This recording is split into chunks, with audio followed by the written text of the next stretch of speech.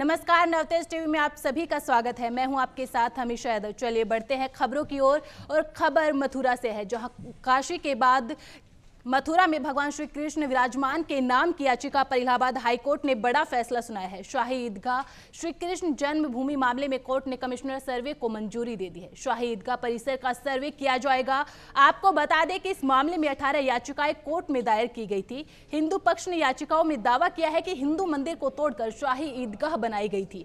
साथ ही कई और दावे किए गए हैं, जैसे मस्जिद में कमल के आकार का स्तंभ होना। इसके अलावा कई ऐसे अवशेष है जो परिसर की जगह पर हिंदू मंदिर होने का दावा करते हैं। लेकिन अब सर्वे का तरीका क्या होगा, सर्वे कितने दिन तक चलेगा, इसका फैसला 18 दिसंबर को किया जाएगा।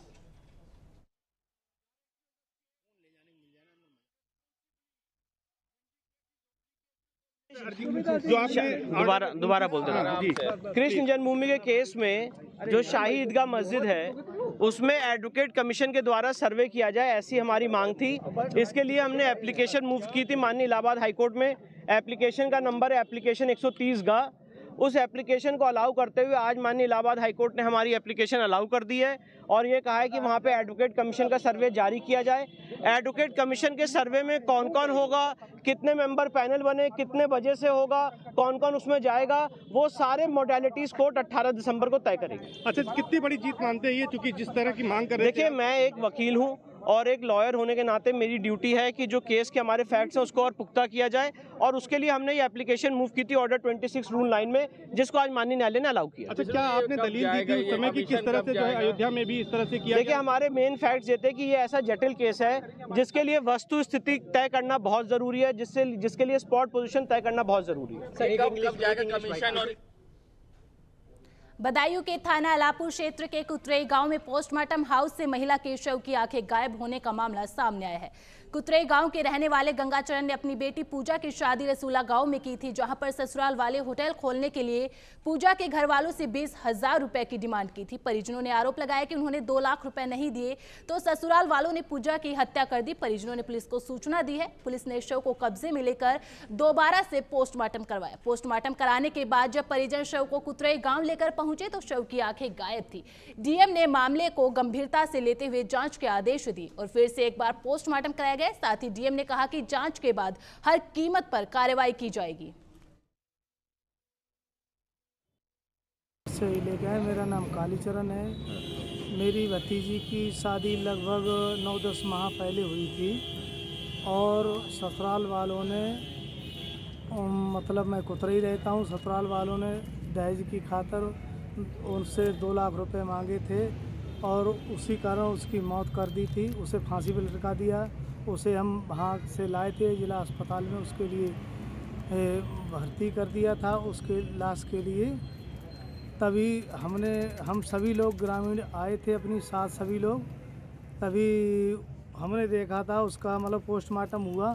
पोस्टमार्टम के जब हमने घर लेके गए थे उस लाश के लिए, तब सब सारे लोग गांव वाले आए थे। तब देखा था उस हमारी भतीजी की आंखें नहीं थी। तभी सब लोगों ने कहा, इसीलिए हम डीएम साहब के यहाँ प्राणी आए हैं। अलीगढ़ पलवल मार्ग समेत आगरा नोएडा एक्सप्रेसवे रोड पर यातायात नियमों की धज्जियां उड़ाई जा रही है, जहां पर डगामार वाहन मौत को दावत दे रहे हैं। आरटीओ विभाग की मिलीभगत के चलते यातायात के नियमों की सरेआम धज्जियां उड़ाते हुए वाहन चालक वाहनों के अंदर सवारियों को भरकर मौत को दावत दे रहे हैं। हैरानी की बात यह है कि टप्पल पुलिस थाने और पुलिस चौकियों के सामने से इन वाहनों को निकाला जाता है, लेकिन किसी की हिमाकत नहीं कि कोई उनकी तरफ उंगली उठा सके। नतीजतन ऐसे ही डगामार वाहन सड़क पर दुर्घटना का शिकार हो जाते हैं।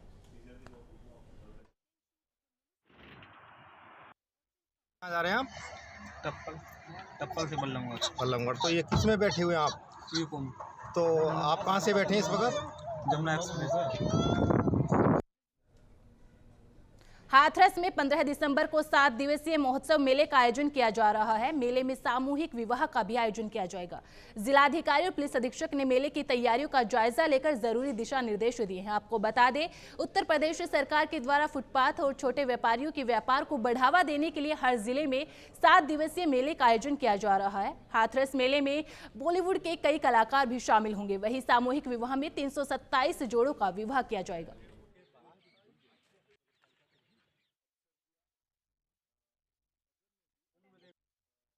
जी, जैसे पहले से ही पब्लिक डोमेन में है कि शासन के निर्देशों के क्रम में 15 से 21 तक हमारा हाथरस महोत्सव यहाँ पर होगा। और उसी क्रम में आज मेरे द्वारा, कप्तान साहब द्वारा, पूरी जितनी जिला प्रशासन की टीम है, पुलिस प्रशासन की, उसके द्वारा ग्राउंड का विजिट किया गया है कि किसी प्रकार की कोई भी कमी ना रह जाए और हर लिहाज से हम ग्राउंड को देख लें। तो ट्रैफिक मैनेजमेंट से लेके जो ग्राउंड का मैनेजमेंट है, उस सब पे हम लोगों ने विचार विमर्श किया है। और महोत्सव के बारे में आप लोग को मैं पहले भी बता चुके हैं, एक बार पुनः बताना चाहूँगी कि रिक्रिएशनल पर्पस से यहाँ पर हर एक फैसिलिटी होगी जो हाथरस की जनता के लिए, हाथरस की पूरी जो जनता है वो पब्लिक फैमिली के साथ आए, एंजॉय करे। और नॉलेज शेयरिंग का भी एक प्लेटफॉर्म होगा, क्योंकि विभिन्न विभाग यहाँ पर अपनी जो भी उनकी गतिविधियाँ उसके बारे में भी जानकारी देंगे। इसके अलावा विभिन्न जगहों से हम लोगों ने स्टॉल्स मंगवाए हैं, अलग अलग आर्टिजन्स यहाँ पर होंगे, फूड स्टॉल्स होंगे, फन जोन होगा। तो एक पूरा फैमिली पैकेज होगा रिक्रिएशन के लिए। और मैं आपके माध्यम से, आज मीडिया के माध्यम से ये फिर से कहना चाहूँगी कि समस्त लोग जो हैं वो आएँ। यहाँ पर हर प्रकार की फैसिलिटीज़ हैं, आपके लिए एक पूरा दिन अच्छी तरह से बिताने के लिए एक ज़रिया है। तो आप लोग यहाँ पर आएँ और इस महोत्सव।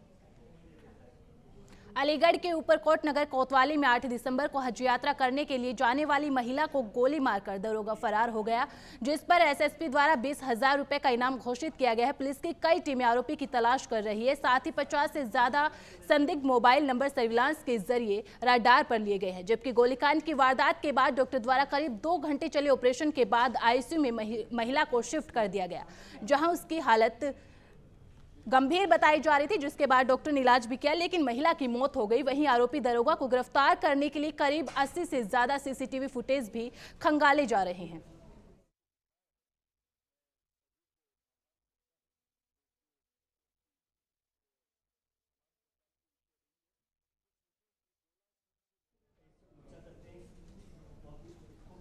एसपी निपुण अग्रवाल ने हाथरस पुलिस की कमान संभालते ही एक्शन मोड पर आ गए हैं। एसपी अग्रवाल के नेतृत्व में पुलिस ने अवैध फैक्ट्री का खुलासा किया। एसओजी टीम और सहपऊ थाना पुलिस ने संयुक्त रूप से इस कार्रवाई को अंजाम दिया है। फैक्ट्री से पुलिस ने भारी मात्रा में असलहा बरामद किया, साथ ही 2 आरोपियों को भी गिरफ्तार कर जेल भेज दिया गया है। एसपी ने एसओजी टीम को 25,000 रुपए इनाम में देने की घोषणा की है।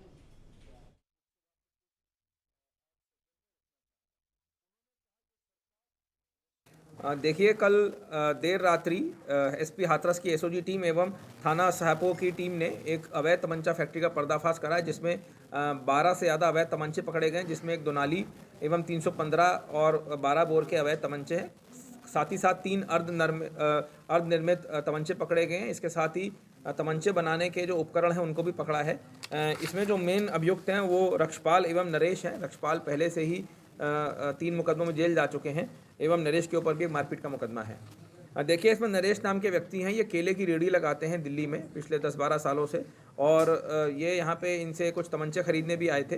तो इसका विवेचना के दौरान हम इसको डिटेल में आपको बता पाएंगे।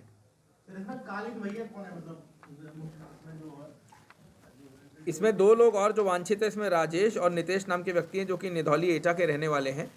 तो इनका भी नाम प्रकाश में आ रहा है। इनके ऊपर विवेचना के दौरान हम गहराई से इनकी जांच करी जाएंगे। पुलिस टीम और एसओजी टीम, देखिए एसओजी टीम और पुलिस टीम को हमने 25,000 का इनाम अपनी तरफ से घोषित। खबर यूपी के जौनपुर जिले से है, जहां खुठन और खेतासराय पुलिस की संयुक्त टीम की तस्करों से मुठभेड़ हो गई।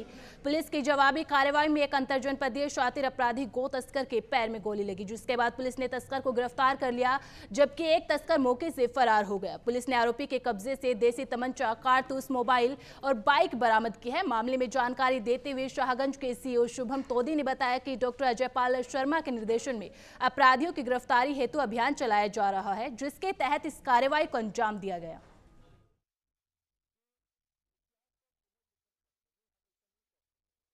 एसपी महोदय जौनपुर द्वारा अपराध एवं अपराधियों के विरुद्ध चलाए जा रहे अभियान के क्रम में आज थाना खेतासराय व थाना खुटर की संयुक्त टीम द्वारा चेकिंग अभियान चलाया गया था।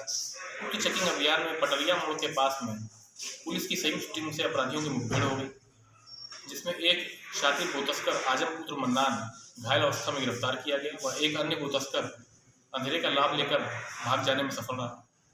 उक्त घायल गोतस्कर के पास से 1 अदद अवैध तमंचा, 1 अदद खोखा कारतूस, 1 अदद जिंदा कारतूस व कुछ रुपए बरामद किए गए हैं। मुकदमा पंजीकृत कर विधिक कार्रवाई की जाएगी। उत्तर प्रदेश की जेलों में जल्द ही आर्टिफिशियल इंटेलिजेंस के जरिए हाईटेक बैरक जेल की क्षमता को बढ़ाया जाएगा, जिससे बंदियों को परेशानी से निजात मिलेगी। पढ़ाई के साथ कौशल विकास मिशन के तहत चल रहे फूड प्रोसेसिंग के अलावा अन्य ट्रेडों को चलाया जाएगा। इसी कड़ी में जेल में जल्द ही सूबे में सुरक्षा के और तगड़े इंतजाम के लिए आर्टिफिशियल इंटेलिजेंस का इस्तेमाल किया जाएगा, जिसके लिए महानिदेशक और प्रभारी DIG ने जायजा लिया।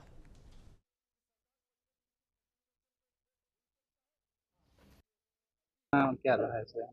आज जनपद प्रतापगढ़ के जिला कारागार का निरीक्षण के लिए हम आए थे और यहाँ पर साथ में जिलाधिकारी प्रतापगढ़, पुलिस अधीक्षक प्रतापगढ़, हमारे प्रभारी DIG श्री राजेश श्रीवास्तव जी और यहाँ के सुपरिटेंडेंट अन्य अधिकारीगण मौजूद थे। मुख्य उद्देश्य ये था कि यहाँ का सुरक्षा व्यवस्था का चाक चौबंद है या नहीं, और बाकी जो व्यवस्थाएं अंदर होता है जेल के, आप सभी जानते हैं, महत्वपूर्ण है, जो मानवाधिकार रक्षा के लिए भी बहुत ज़रूरी है। उसके साथ साथ उनका रहन सहन का व्यवस्था, जाड़े में किस प्रकार रहने के लिए व्यवस्था किया गया है, उसके साथ पाकशाला का व्यवस्था क्या है, सफाई का स्तर क्या है, हाइजीन कंडीशंस सही है या नहीं, हॉस्पिटल में किस प्रकार व्यवस्था किया गया, ये सब देखना था। उसके साथ साथ जेल में शिक्षा का जो कार्यक्रम चल रहा है उसका स्तर क्या है, यहाँ पे लाइब्रेरी फैसिलिटीज़ को और इम्प्रूव करना है, बहुत अच्छा नहीं है।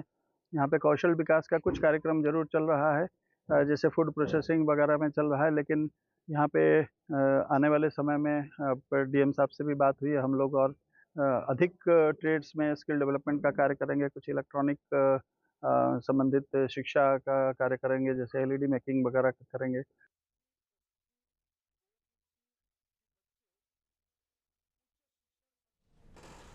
बहराइच पानियर पब्लिक स्कूल में बच्चों द्वारा लोकगीत कार्यक्रम का आयोजन किया गया, जिसमें बच्चों ने भारत देश के विभिन्न प्रांतों की संस्कृति, धरोहर, खान पान और वेशभूषा का प्रदर्शन किया और अनेकता में एकता का संदेश दिया। जिस कार्यक्रम में बहराइच पुलिस अधीक्षक मुख्य अतिथि के रूप में शामिल हुए और दीप प्रज्वलित करके कार्यक्रम का विधिवत रूप से शुभारंभ किया।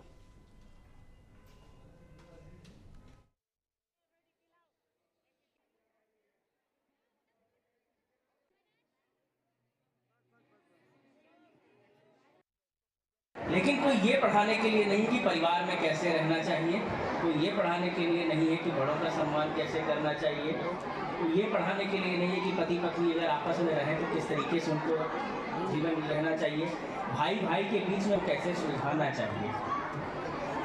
और यही नतीजा है कि बहुत सारी चीज़ें हम अपने समाज में देख रहे हैं, और इसलिए नतीजा है क्योंकि कहीं ना कहीं जो हमारा एक सामाजिक ताना बाना था वो भिन्न होता जा रहा है, टूटता जा रहा है, और उसी का एक नतीजा है कि हमने आर्थिक समृद्धि भले हासिल करते जा रहे हो, लेकिन कहीं न कहीं आदमी अंदर ही अंदर दुखी है और बिना किसी बात के अपनों से ही बैर मान के बैठा हुआ है।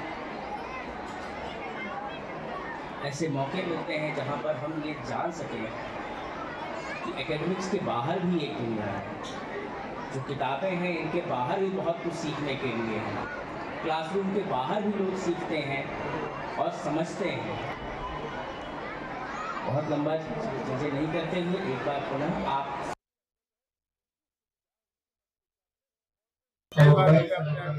बुलाया, लेकिन मैं आ नहीं पा रहा था, फिर आज मैं समय निकाल कर विद्यालय में आया। मैंने अभी देखा जो बच्चों के द्वारा कार्यक्रम प्रस्तुत किया गया है, बड़ा ही जीवंत कार्यक्रम है और बड़े ही सही जैसे कलाकार को कार्यक्रम प्रस्तुत करना और मेरी शुभकामनाएं है और बच्चों के प्रति है कि उनका भविष्य उज्जवल हो और निरंतर आगे बढ़े। हमारा प्रोग्राम नंबर 10 सिंगिंग वाले बच्चे राउंड फर्स्ट में से। देखिए, हमारा संबंध सभी अधिकारियों से है, हमारा संबंध सभी अच्छे जो सामाजिक प्राणी हैं उन सब से है, विधायक MLA और MP से है, सबसे निवेदन किया गया है और उसमें काफ़ी संख्या में लोग आ रहे हैं। लेकिन उद्घाटन हमने जो कराया है वो हमारे प्रशांत वर्मा जी जो हमारे SP हैं बहराइच के, उनसे निवेदन किया गया। बहुत ही लर्नेड पीपुल है, बहुत ही अच्छे व्यक्ति हैं और वो अपने व्यस्ततम समय में से आज जबकि उनके अधिकारी आए हुए थे, हायर ऑफिसर्स आए हुए थे, लेकिन उसके बावजूद वो हमारे बीच में आए और उन्होंने हमारा उद्घाटन किया और हमारा मार्गदर्शन, हमारा उत्साह होता है।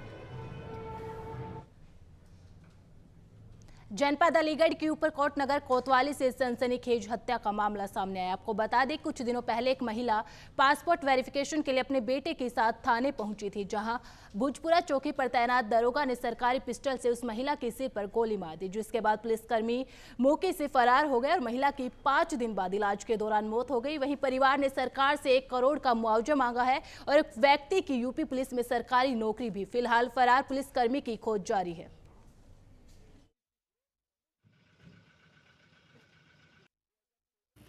ये जो 8 दिसंबर को थाना परिसर कोतवाली जनपद अलीगढ़ में एक दरोगा एसआई मनोज शर्मा की पिस्टल से गोली चली थी और एक महिला जख्मी हुई थी। आज दुखद समाचार मिला कि 5 दिवस इलाज के बाद उस महिला की मृत्यु हो गई है। इस दुखद घटना में पूरा पुलिस परिवार इस पीड़ित परिवार के साथ खड़ा है और हम लोग भी यहाँ इनका ढाढ़स बनाने ही आए थे। अब ये अपूर्ण जो क्षति हुई है इसका किस तरह से हम परिवार का दुख कम कर सकें, इसके लिए आए थे। वहीं यह भी बता दें कि ये जो घटना कारित हुई थी इसमें जो एसआई है इसके विरुद्ध अंतर्गत आईपीसी 307 परिवार द्वारा मुकदमा दर्ज कराया गया था और उसके विरुद्ध माननीय न्यायालय द्वारा गैर जमानती वारंट भी जारी किए गए हैं। वो फरार है, इसलिए उस पर 20,000 का इनाम भी है। टीम्स को बता दिया है कि शीघ्र उसको जो है हिरासत में लेकर माननीय न्यायालय के सामने प्रस्तुत करें। वहीं जो साथ में जो मुंशी था उसको माननीय न्यायालय द्वारा न्यायिक अभिरक्षा में भेजा। जिलाधिकारी मोनिका रानी ने बहराइच के विकास खंड महसी के प्राथमिक स्कूल गंगापुरवा का औचक निरीक्षण किया है। डीएम ने दूसरी कक्षा के स्टूडेंट्स को उंगलियों के सहारे गणित पढ़ाकर शिक्षा के साथ साथ आंखों के स्वास्थ्य का भी जायजा लिया। डीएम ने शिक्षकों को निर्देश दिया कि बच्चों के होमवर्क की नियमित जांच की जाए, साथ ही बच्चों की उपस्थिति पर विशेष ध्यान दिया जाए। किसी भी दशा में 65% से कम उपस्थिति बच्चों की नहीं होनी चाहिए। उन्होंने निरीक्षण के दौरान बच्चों का कुशलक्षेम पूछते हुए सीख दी कि मन लगाकर पढ़ाई करें और समाज में ऊंचा मुकाम हासिल कर अपने परिवार का नाम रोशन करें।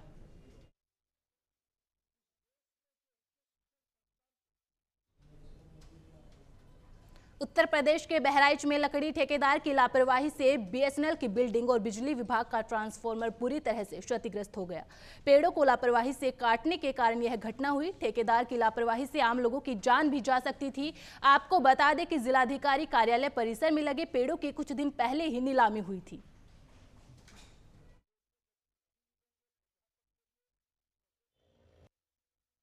मैं मुनीश कुमार पांडे, एसडीओ आंतरिक बीएसएनएल बहराइच में।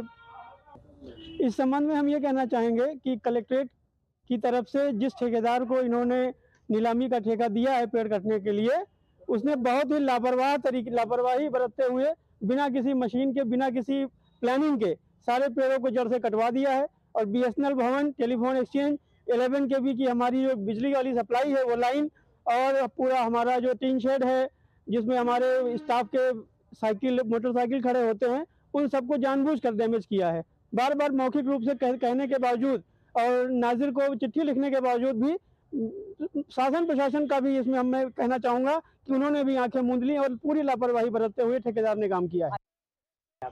मैं अशोक कुमार वर्मा, टीडीएम बीएसएनएल बहराइच।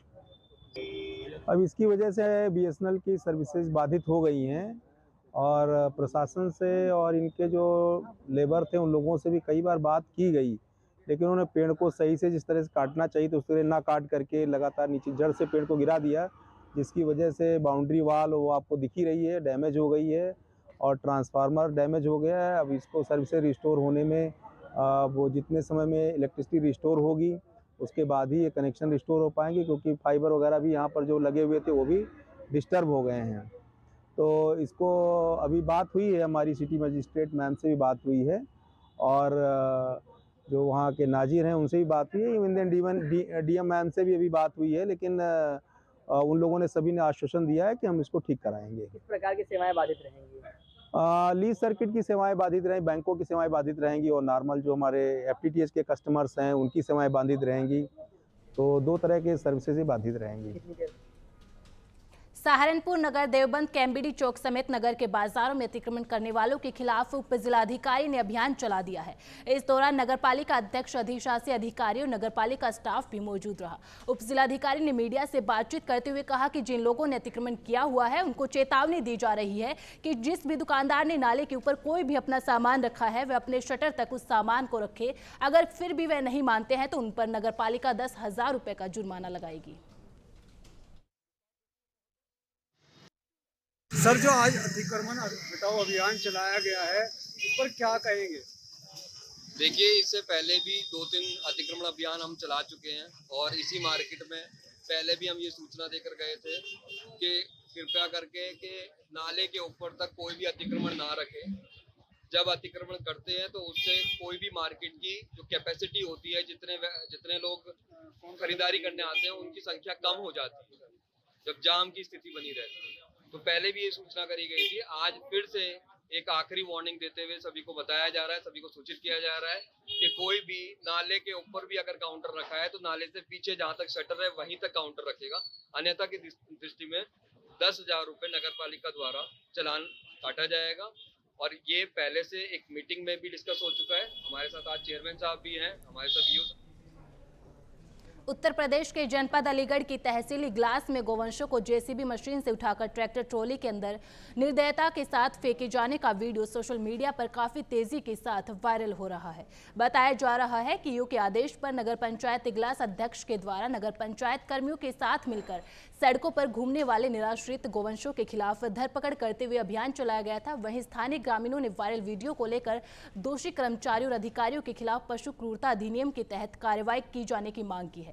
वहीं उत्तर प्रदेश सरकार द्वारा सड़कों पर घूमने वाले आवारा गोवंशों को लेकर हजारों रुपए खर्च करके निराश्रित गौशालाएं बनवाई गई थी। बावजूद इसके आवारा गोवंश सड़कों पर दर दर की ठोकरें खाते हुए इधर से उधर घूमते हुए नजर आते हैं।